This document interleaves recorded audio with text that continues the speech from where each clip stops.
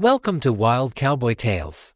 Pour yourself a strong cup of coffee, listen to the desert wind whisper its old stories, and let us lead you into today's tale. A story of a woman who found her shelter in the arms of the very monster that created her storm. The Arizona sun was a cruel god, demanding sweat as its tribute and offering only a blinding glare in return. For 17-year-old Alara Vance, however, this land was paradise. It was in the scent of the dry earth after a rare rain, the stoic beauty of the saguaro cacti standing like silent sentinels, and most of all, in the presence of her father, Thomas Vance.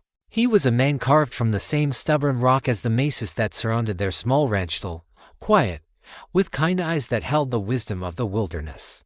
Since her mother's passing from fever years ago, they had been a self-contained world of two, their bond as strong and unyielding as the land itself. Their world shattered on a Tuesday.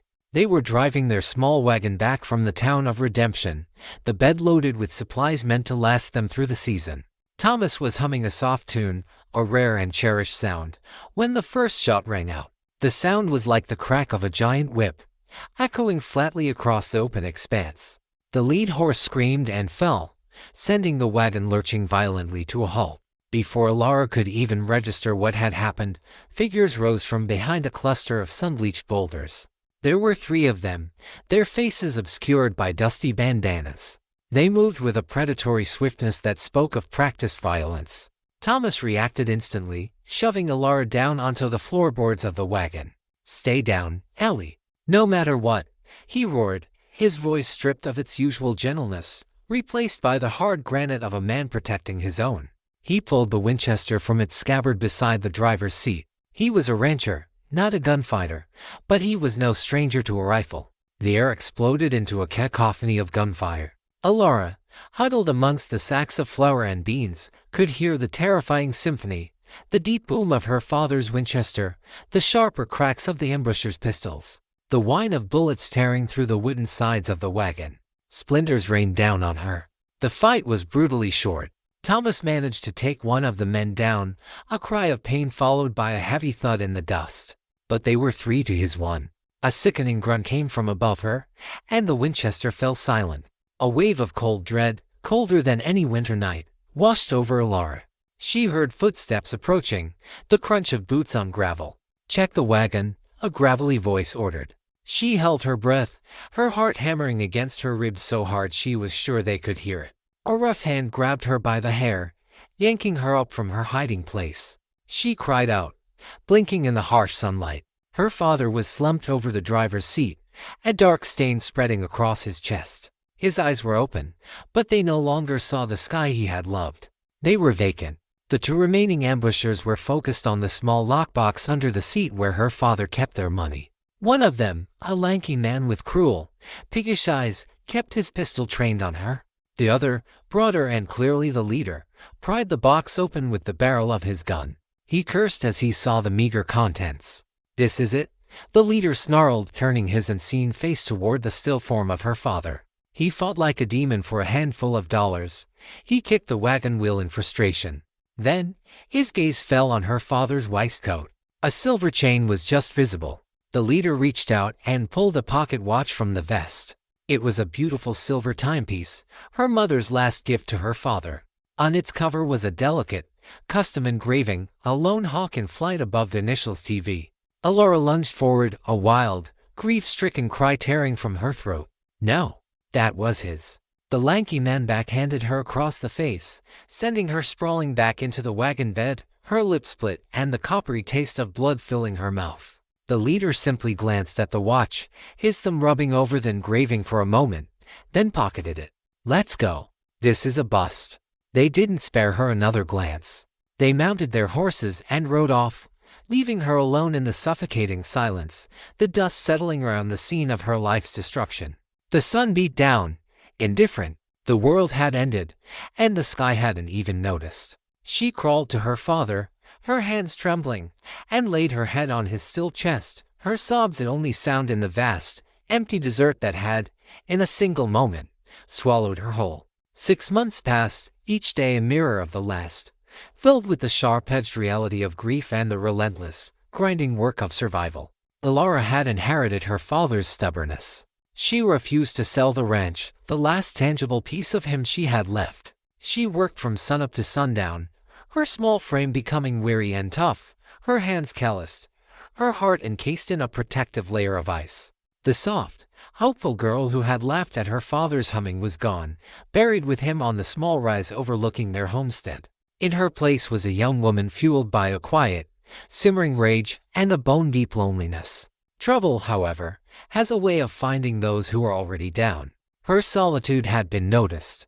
A trio of local ruffians, men who lingered in the shadows of the Redemption Saloon, saw a lone woman on an isolated ranch not as a symbol of resilience, but as an opportunity.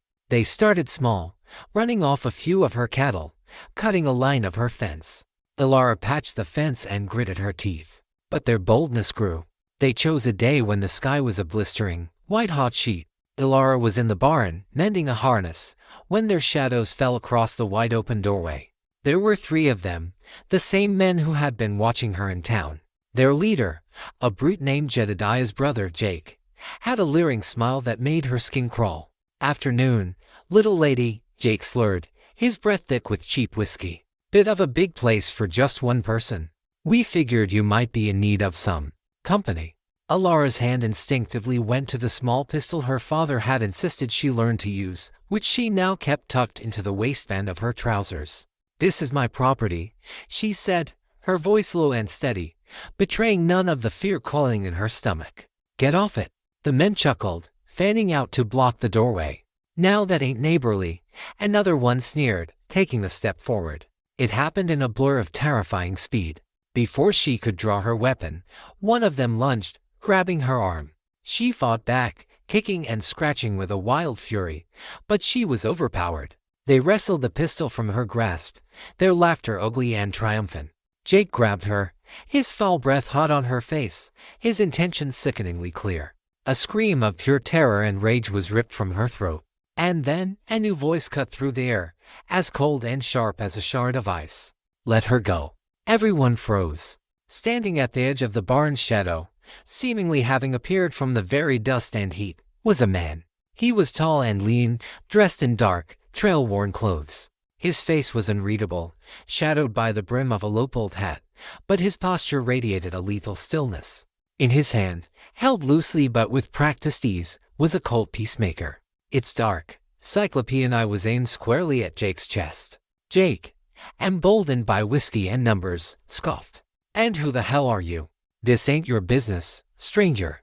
"I'm making it my business," the stranger said, his voice flat, devoid of emotion. "I'll say it one more time. Let her go." Jake made a fatal mistake. He tightened his grip on Ilara, using her as a shield, while his free hand began to move toward his own holstered pistol. The stranger's gun erupted in a deafening explosion of sound and smoke. It was a single, impossibly fast shot. Jake's eyes went wide with shock, a small, dark hole appearing on his forehead. He collapsed without a sound, his dead weight pulling Ilara down with him. The other 2 men stared in stunned horror for a half-second before panic took over. One fumbled for his gun, but the stranger's Colt barked again. The man spun and fell. The third, dropping his weapon, turned to run. A third shot, and he pitched forward into the dust of the corral. It was over in less than 3 seconds. 3 men were dead. The silence that rushed back in was profound, broken only by Ilara's ragged, shocked breaths and the buzzing of flies. The stranger walked forward, his boots stirring the dust. He ignored the bodies, his gaze fixed on Ilara, who was scrambling away from Jake's corpse, her face a mask of terror and disbelief. He holstered his pistol, the motion fluid and economical. He stopped a few feet from her, his face still shadowed. "Are you all right, Mom?" he asked, his voice still holding that unnerving calm. Ilara could only nod, unable to find her voice. He had just saved her. He had appeared like a specter of death and dealt it out with chilling efficiency. He was terrifying. He was her savior. She looked at the 3 dead men, then back at the stranger who stood over them like an avenging angel. In the chaotic, violent landscape of her life, this man had just become the first solid thing she had to hold onto since the day her father died. Her gratitude was so immense, so overwhelming, that it completely eclipsed her fear. She didn't know his name, but in that moment, she knew she owed him her life. The silence that followed the gunshots was heavier than the heat. Alara stared at the stranger, this man who had dealt death with the casual grace of a master craftsman. He was her savior, a terrifying force of nature that had intervened on her behalf. He nudged one of the bodies with the toe of his boot, his face a mask of grim indifference. "We need to deal with these," he said, his voice pulling her from her shocked trance. "No sense in leaving them for the buzzards and the questions they'll bring." His name, she learned, was Cain. He offered nothing more, no last name, no hint of where he came from or where he was going. He was a man made of silence and shadows, yet his presence was a solid, reassuring weight in the terrifying emptiness of her life. Together, under the brutal afternoon sun, they did the grim work. They dragged the 3 bodies to the far edge of her property and buried them in shallow and marked graves. The work was hard and ugly, but Cain moved with a stoic efficiency that calmed her frayed nerves. He did not speak of what had happened, nor did he ask her why the men had been there. He seemed to accept the violence as a simple and fortunate fact of the landscape, like a flash flood or a rattlesnake strike. As twilight bled purple and orange across the horizon, they stood by the fresh graves. The physical labor had exhausted her, but it had also purged the last of her terror, leaving a hollow ache of gratitude. "I don't know how to thank you," she said, her voice small in the vast quiet. "They would have," she couldn't finish the sentence. Cain simply nodded, his gaze fixed on the darkening mountains. "A woman alone out here. It draws the wrong kind of attention." He looked back at her, and in the dim light, he saw his eyes clearly for the first time. They were the color of slate, and held a profound, ancient weariness, as if he had seen too much of the world's ugliness. "You should move on," he said, the statement matter of fact. "Sell this place. Head to a bigger town where you can be safe." The thought was like a physical blow. "No," she said, her voice gaining a surprising strength. "This was my father's. It's all I have left of him. I'm not leaving." Cain was silent for a long moment, studying her with an unreadable expression. He saw the grief in her, but he also saw the core of iron beneath its same unyielding spirit that had kept her going for the last 6 months. "Stubbornness is a valuable thing," he finally said, a hint of something that might have been admiration in his tone. "But it won't stop a bullet." Alara expected him to mount his horse and ride away, to disappear back into the dust from which he'd emerged. He was a drifter, a gunslinger. Men like him were never meant to stay. But he didn't leave. "Your corral gate is hanging on one hinge," he said, changing the subject completely. "And the roof on your barn has a hole big enough to throw a cat through. You'll need to fix that before the winter rains." And with that, he walked toward the barn, picked up the tools she had dropped, and began to work as if he belonged there. Alara watched, bewildered and immensely, achingly grateful. He didn't ask for payment. He didn't ask for her story. He simply saw a need and filled it. For the first time since her father's death, she was not entirely alone. The silence of the ranch was no longer the silence of absence and fear. It was a shared quiet, punctuated by the rhythmic sound of Cain's hammer, a sound that, to Alara, was the sound of safety. He had paid her debt of life with 3 bullets, and now, it seemed, he intended to stay and guard his investment. Cain stayed.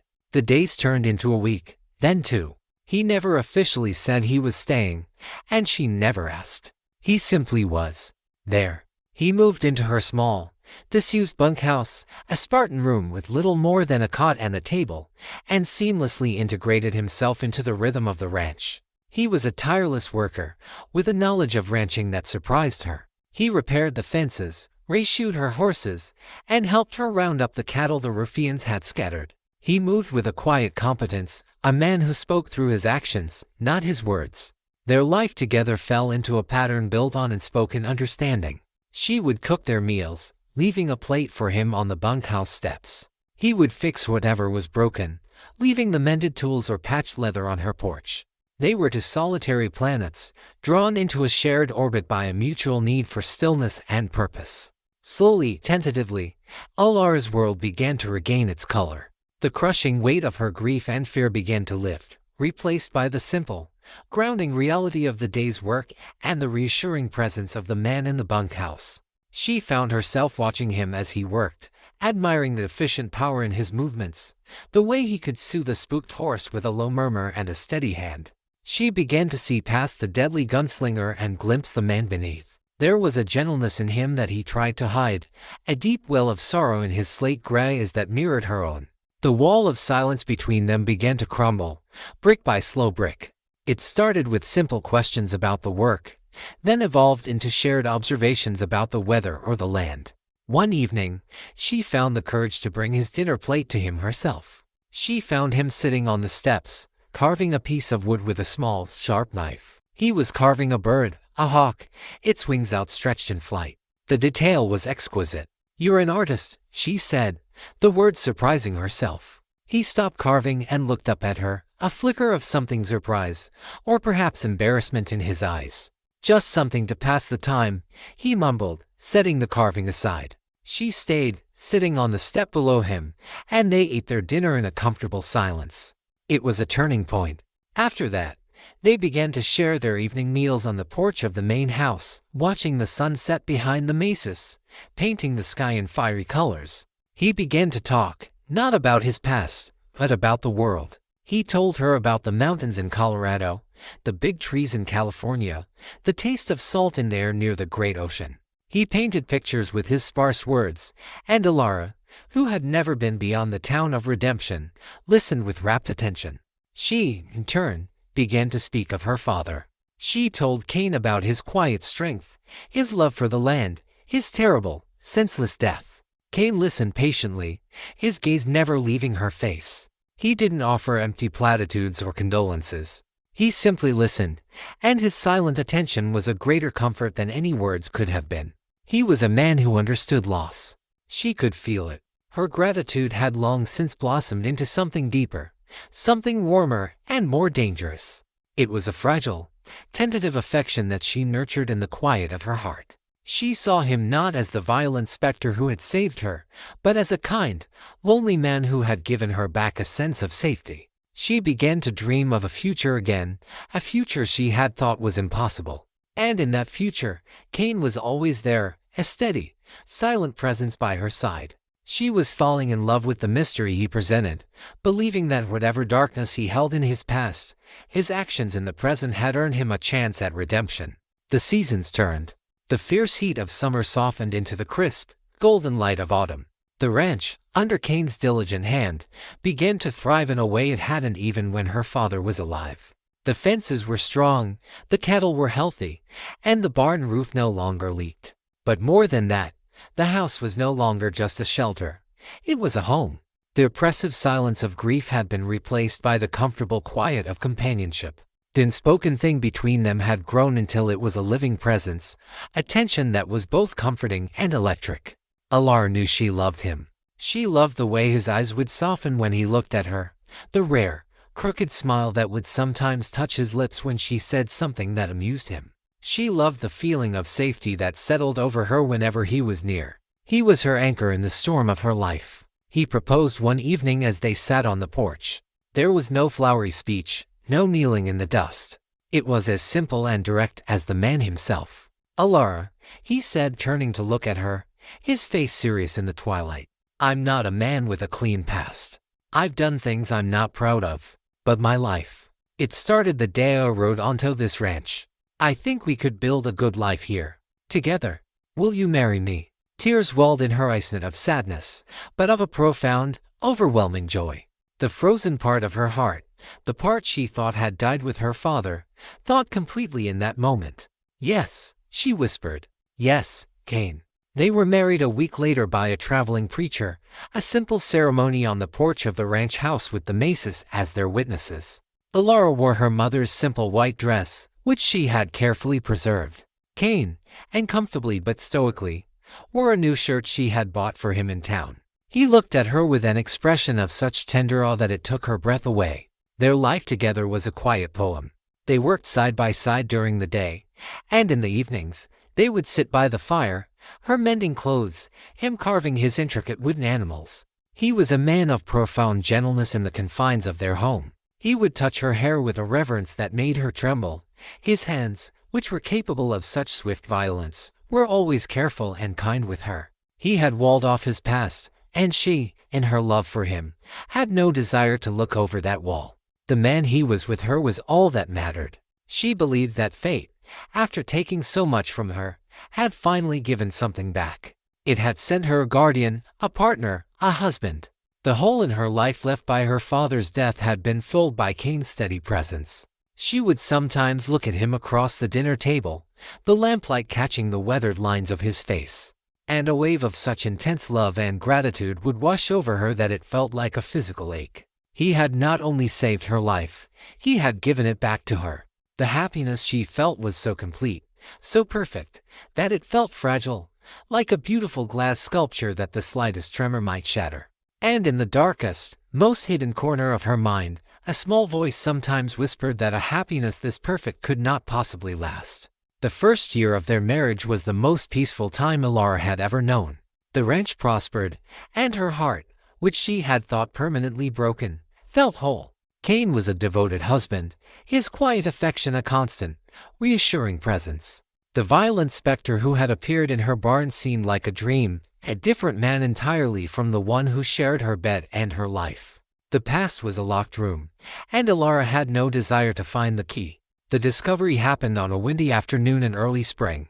Cain had ridden out to check on a newborn calf, leaving her alone in the house. She decided to do a thorough spring cleaning, a task she attacked with the cheerful energy of a contented woman. She was sweeping out the small bunkhouse, which Cain now used as a workshop and for storage.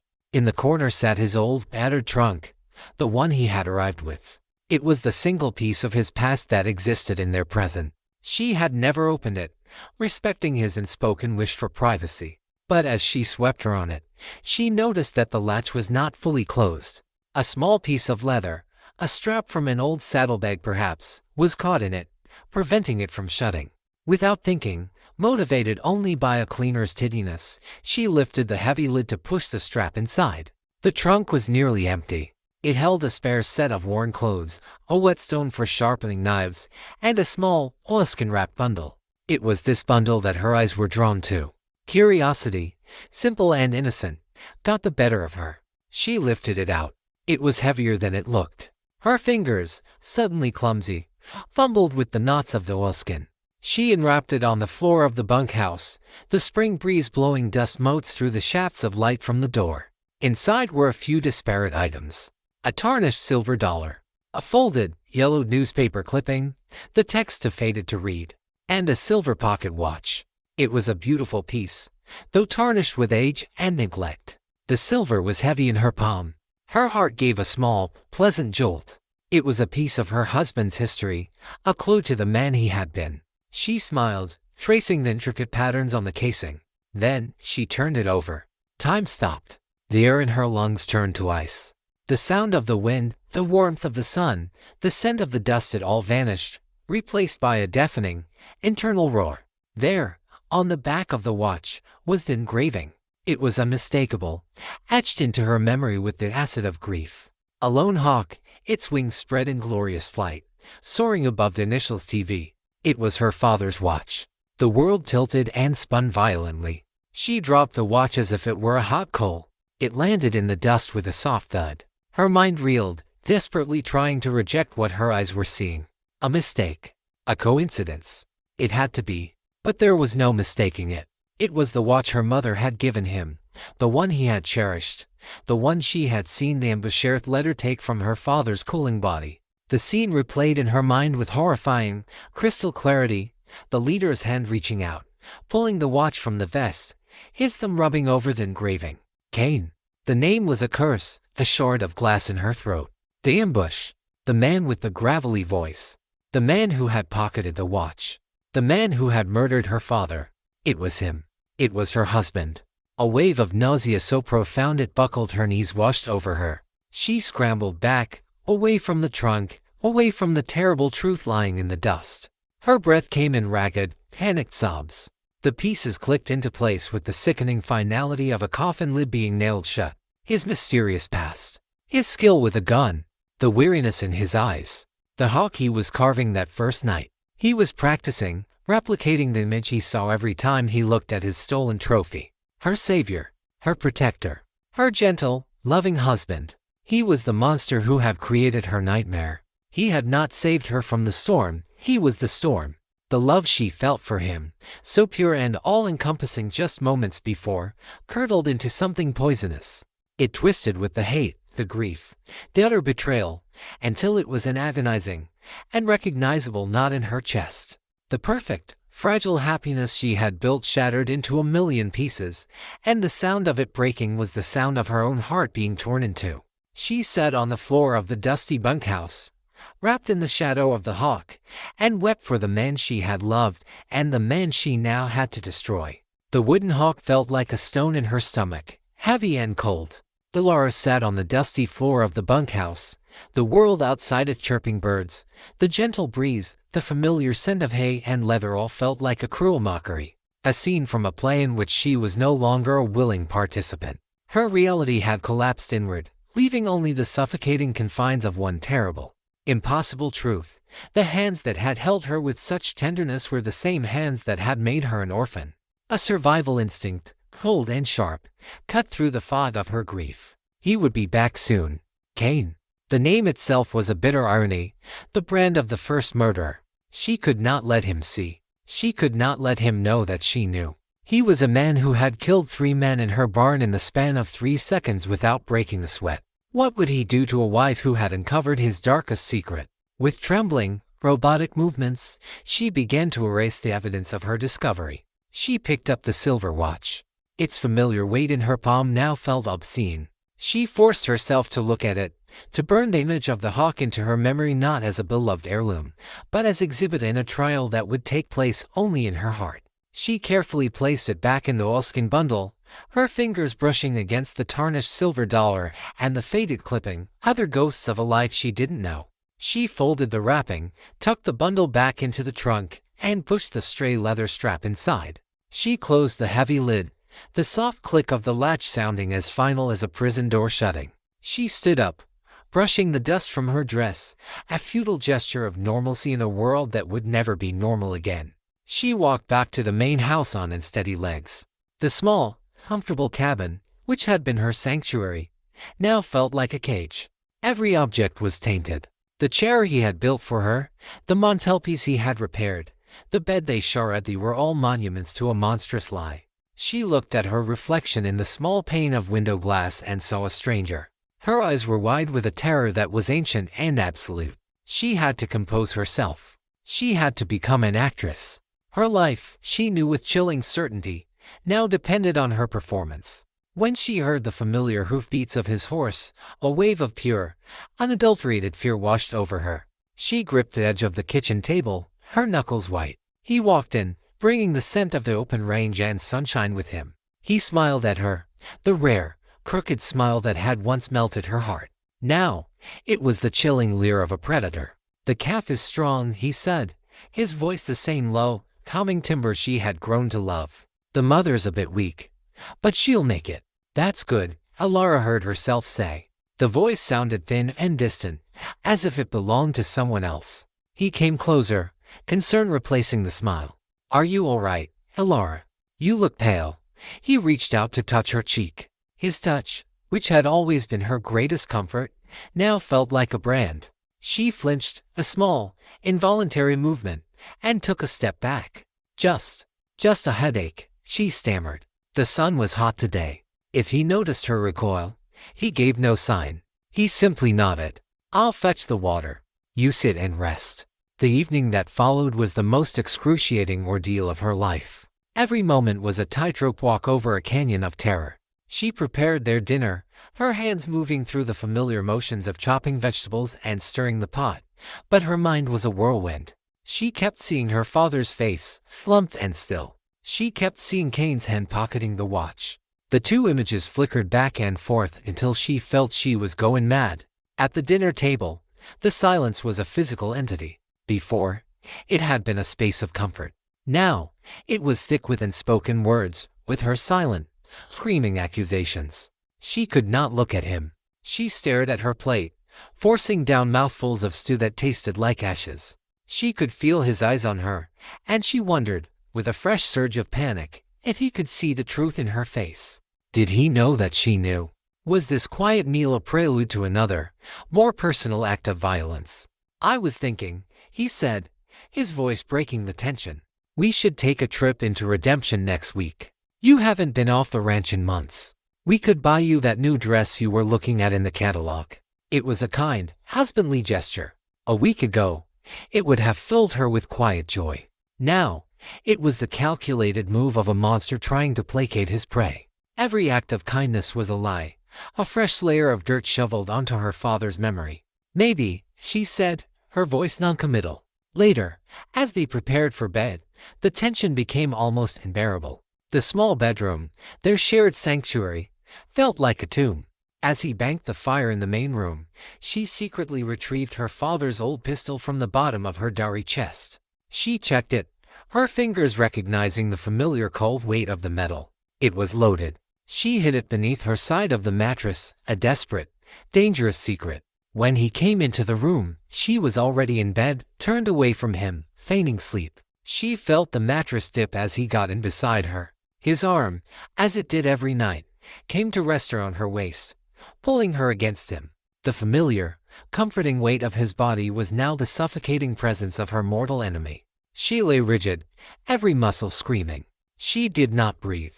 She listened to the slow, steady rhythm of his breathing, the breathing of a man at peace, the breathing of her father's killer. And as he drifted off to sleep, Laura lay awake in the darkness, her eyes wide open, tears of pure, undiluted hatred silently streaming down her face and into her pillow. The well of her love had been poisoned, and she knew, with a certainty that chilled her to the bone, that one of them would not survive the drinking of it. The days that followed were a waking nightmare, a meticulously crafted play performed for an audience of one. Alara moved through her life with a brittle, careful grace, a smile fixed on her face while a storm of hate and heartbreak raged within her. The ranch, her home, became her prison. The vast, open skies of Arizona, which had once symbolized freedom, now seemed to mock her confinement. She was bound to this man, this murderer, by the vows she had made and the terror that kept her silent.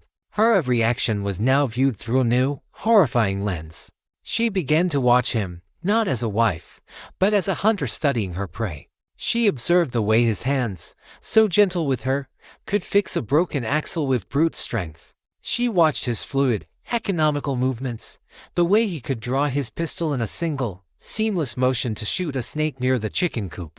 The chilling efficiency she had once admired as a sign of his competence was now a terrifying reminder of his capacity for violence. She was living with a finely honed weapon, and the safety catch was his ignorance of her knowledge. Her father's ghost was a constant companion. When Cain would bring her a pail of fresh milk in the morning, her father's voice would whisper in her ear, "This man left me to die in the dust." When she would mend a tear in Cain's shirt, she would see the bullet hole in her father's chest. The love she had felt for Cain did not simply vanish, it was a phantom limb, an ache for something that was no longer there, and its memory made her hatred all the more potent. It was a betrayal not just of her father, but of her own heart. The gun beneath the mattress was a cold, hard secret. At night, after Cain was asleep, she would slide her hand beneath the bedding, her fingers closing around the wooden grip. It was the only solid thing in her shifting, treacherous world. It was a connection to her father, a symbol of his protection extending beyond the grave. And it was a promise of a reckoning. She began to practice. When Cain was out on the range, she would take the pistol to the deserted arroyo at the edge of the property. She would set up old tins on a rock and fire, the sharp report of the gun a cathartic release of her pent-up fury. Her hands, at first trembling, grew steady. Her aim, at first wild, became true. Her father had taught her to shoot, to protect herself. He could never have imagined, in his wildest nightmares, what she would be protecting herself from. With every tin can she sent flying, she was no longer a grieving daughter or a betrayed wife. She was an executioner in training. One afternoon, a week into her silent torment, she almost broke. A sudden dust storm had blown in, fierce and violent. A heavy shutter on the barn had come loose, and was slamming against the wall in the wind, threatening to tear itself apart. Cain, seeing her struggle to get across the yard, ran out into the gale. He moved in front of her, shielding her small frame from the worst of the stinging sand with his own body, and ushered her back into the house. "Stay inside," he yelled over the roar of the wind. "I'll handle it." She watched from the window as he fought his way to the barn, his shoulders hunched against the storm, and single-handedly wrestled the heavy shutter back into place. In that moment, the performance faltered. She saw not the monster, but the man who had shielded her, the man who had protected her, the man she had married. A wave of agonizing love, twisted and broken, surged through her. A killer. Or was he also this man, this protector? The conflict ripped through her with such violence that she cried out, pressing her forehead against the cold window pane. But then she saw him turn back toward the house, and her gaze fell on his waistcoat. And in her mind's eye, she saw him pulling the silver watch from her father's vest.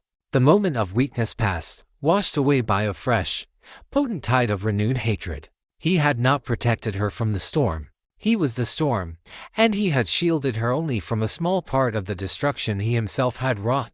That night, she knew she could not endure the duet of lies any longer. The weight of the gun beneath her mattress was no longer just the weight of the metal. It was the weight of her grief, her love, her betrayal, and her vengeance. And it was a weight that would be lifted only when it was fired. She waited for the moon to rise, for the house to fall into a deep, deceptive quiet. She waited for the reckoning.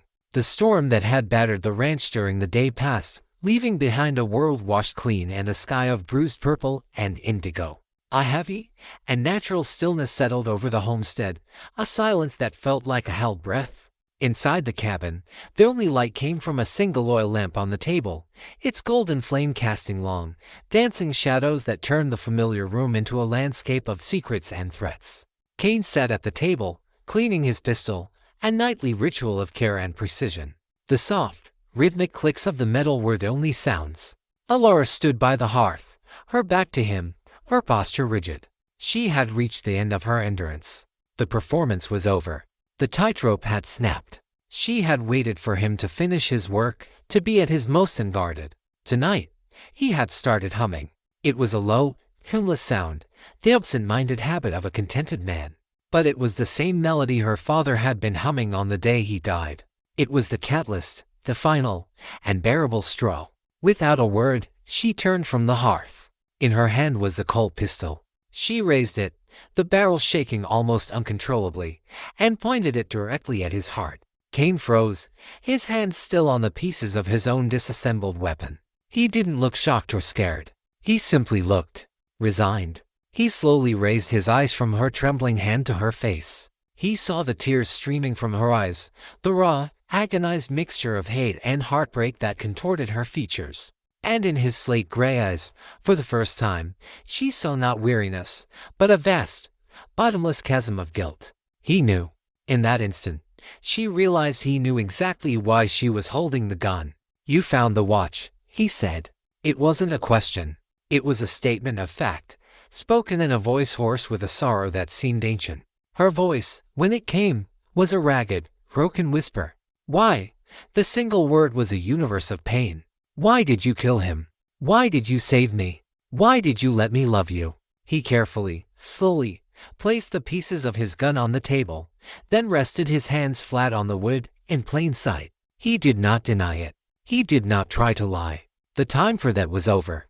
"I was a different man then, Alora," he began, his voice low and strained. "Younger, dumber, running with a crew that was meaner than I was. Your father. It wasn't supposed to happen. We were just supposed to rob him." But he fought back. He was brave. Kane's eyes closed for a moment, as if replaying the scene. "Our leader, a man named Marcus, he fired the shot. I stood there. I did nothing. I was a coward." "You took his watch," she accused, her voice cracking, the gun wavering. "Yes," he admitted, his eyes opening to meet hers, and flinching. When Marcus and the other one were gone, I went back. I don't know why. I saw the watch. I took it, not as a trophy, as a reminder, as a brand, a reminder of the man I was, and the man I swore I would never be again." He paused, his gaze filled with a desperate, pleading sincerity. "I rode for months, trying to outrun his ghost. Then I found this place. I saw those men in the barn with you. And it was like a second chance. A chance to do the right thing. To stand up when I should have before. Saving you, Alara. It felt like a penance. A way to atone. He finally looked away, unable to bear the hatred in her eyes. I never meant for you to find out. I fell in love with you. The life we built here. It was the only clean thing I have ever had. It was my heaven, built on the foundation of my own private hell. His confession was a torrent that washed over her, but it did not extinguish the fire of her rage. It only complicated it, adding the bitter ashes of tragedy to the inferno. He wasn't a simple monster. He was a flawed, broken man. But his redemption had been purchased with her father's blood and her own unknowing heart. Your penance, she hissed, her voice dripping with venom. You built your new life on my father's grave. Every kind word you ever spoke to me was a lie. Every touch was a betrayal. Tears streamed down her face, blurring his image. She saw him, the man she loved, the gentle husband. And she saw him, the coward who stood by while her father was murdered. The two figures merged and separated, a dizzying dance of love and hate. Her finger tightened on the trigger. The air in the room was thick with the smell of lamp oil, gunpowder, and unspeakable sorrow. The click of the hammer as she cocked the pistol was the loudest sound in the world, a final, irrevocable question hanging in the space between them. They say her finger, slick with tears, did not waver for long. In the flickering lamplight, she did not see the husband she had loved, the man whose confession was a plea for a life he didn't deserve. She saw only the ambusher, the man whose silence had condemned her father.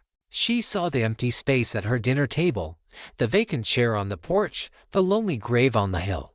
And she pulled the trigger. The gunshot was a deafening roar that ripped the cabin's heavy silence to shreds. Kane was thrown backward from his chair, the look on his face not of pain, but of a final, sorrowful acceptance. The silence that rushed back in was absolute, a vacuum where a life had just been. Alara stood, the gun smoking in her hand. She had done it. She had avenged her father. Justice had been served. But the triumph she expected was a phantom. There was no relief, only a profound, bottomless emptiness. The hatred that had sustained her, that had given her purpose, vanished with the smoke from the barrel, and all that was left was the agonizing, undeniable love for the man she had just killed. She had murdered her husband. She had destroyed her savior. In her quest for justice for the dead, she had annihilated any hope for her own life. They say she walked out of the cabin that night, leaving the lamp burning and the door swinging open to the coyotes. She never took a horse, never packed a bag. She simply walked out into the desert, a woman twice widowed once by a bullet, and once by her own hand. She became a ghost, swallowed by the wilderness, her heart as barren and broken as the landscape she had vanished into.